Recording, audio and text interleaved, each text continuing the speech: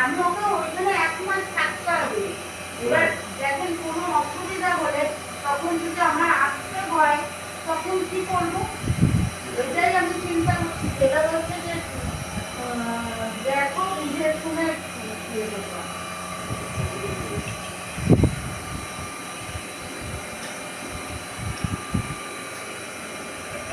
পারবে নাকি? একটা সিজারের ওইগুলি মেয়ের যদি একটা সিজারের বাচ্চা হয় সে কি করতে পারবে বলে?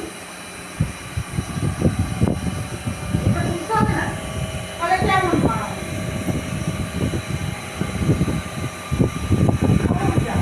কতগুলো মুখ পেলাম, দুঃখগুলো কি করে দেখছি না তো এখন, সত্যি কথা। আমি তো দেখে তারপরে গেলাম।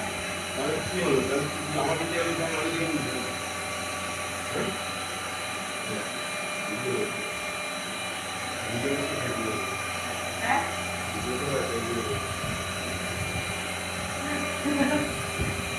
ওই যে কবিতাটি বলছে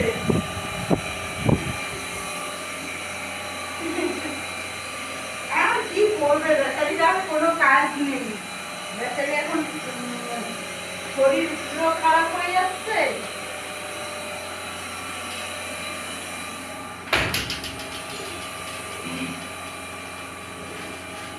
আর খুব চিন্তা করে তো দাদা।